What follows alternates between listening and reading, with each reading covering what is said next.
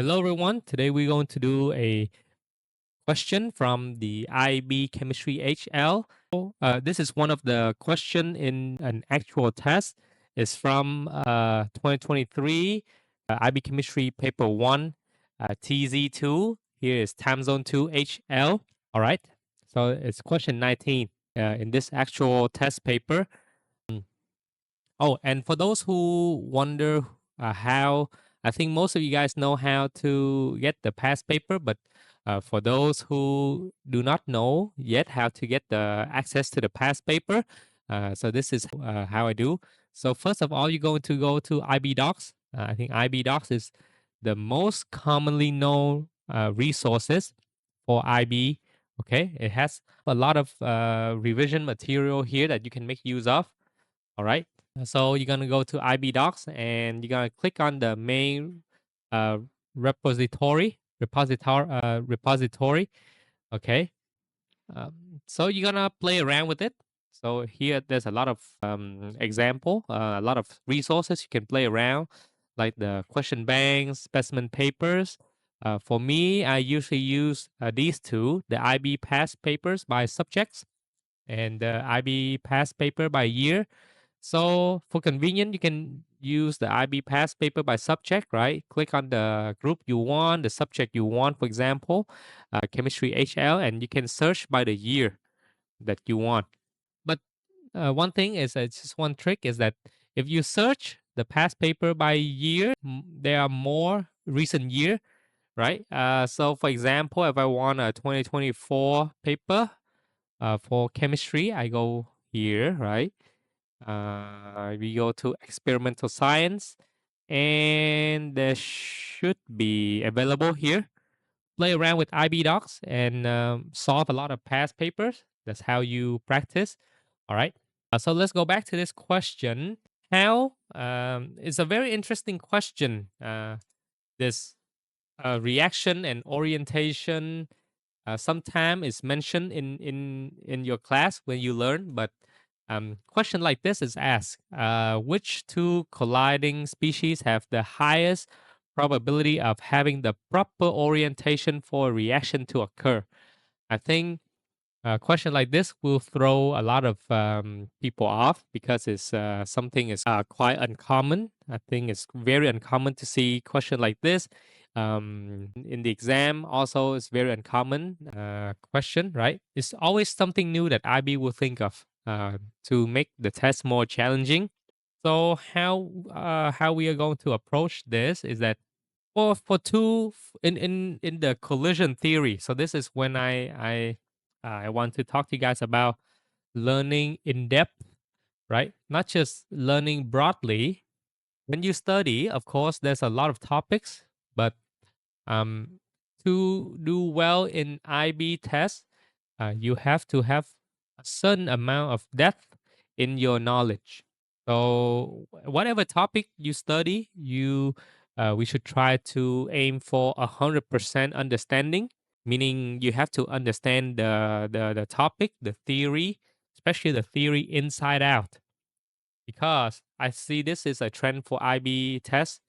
They tend to give more questions that test you on fundamental and in-depth knowledge rather than test taking skills or problem solving skills. I don't say that you don't need test taking or problem solving skills. These are also very important to have.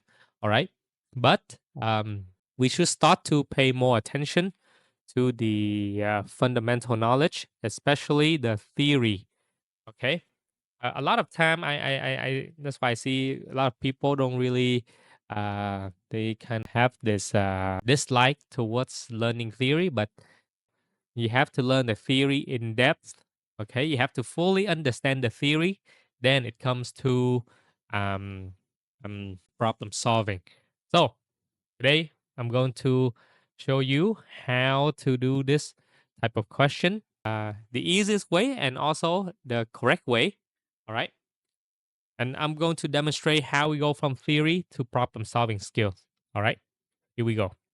So from the theory, we have collision theory. This is what we all learn, right? For two molecules to react or for two species to react, they must have two things, right? The correct orientation and enough energy, right? Enough energy to overcome the activation energy, correct? They must have enough energy and they must have the correct orientation, meaning they must collide in the right orientation, because not all part of the a molecule can react, right? For a molecule, only a certain functional group will react. So here we assume this question doesn't talk anything about uh, energy, so it just talk about orientation. So which one will have the easiest to have the right orientation? So the smaller the molecule is, or the smaller the species is, the more simple the species is, it will easier to have a correct orientation. All right, it's very fundamental, right? Because imagine you have, let's say you have a whole alkane molecule this big, and you have like a bromine here. Let's say you want an SN2 reaction, for example, right? This one's just an example. A whole molecule this big, but the reaction part, the reaction site. So temporarily, I would call it the reaction site, right? The reaction site is only this small, right? Meaning any nucleophile come, right? It must react. It must come in the correct orientation to react with only this carbon right here. It has only a small part of the molecule as a reaction site. So it's very hard to have the correct orientation as compared to a small molecule. For example, CH3Br, right? Any nucleophile come, it can reach here quite easily, right?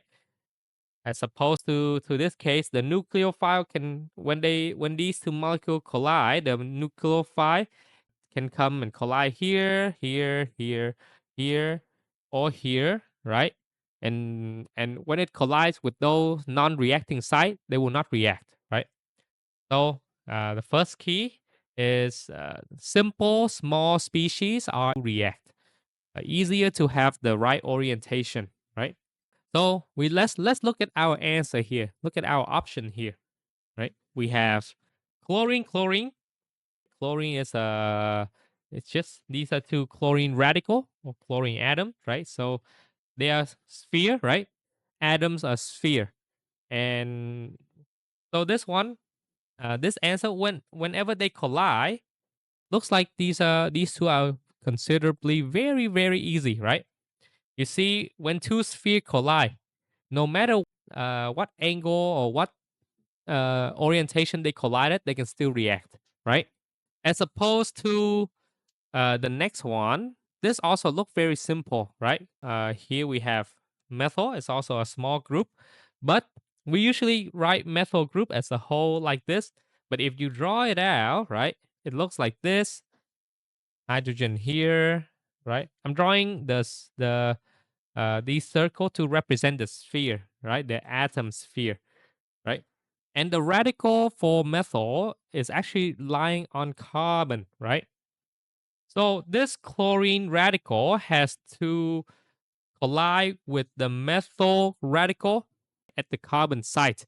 It cannot collide at other site. So this one is harder to react, right? Harder to have the correct orientation, right? And for C and D, these two are very big molecule, right? Very hard to have the right.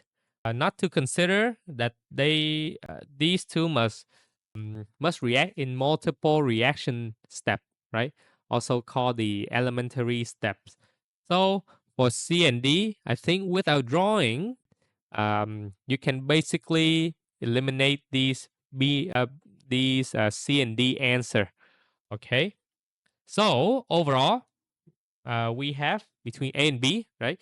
And as I've mentioned before, right, this chlorine has to collide with methyl on the carbon side only, right? It cannot collide with the hydrogen side and still react. As opposed to chlorine and chlorine radical, no matter how they collide, they will be able to react. They will be able to have the correct orientation. So here we can safely go for the answer. So that's how you go from theory, right, to problem solving. And this is something we should. This is something I think you should practice. To see more content like this, please follow. And I hope to see you guys in the next video. Thank you.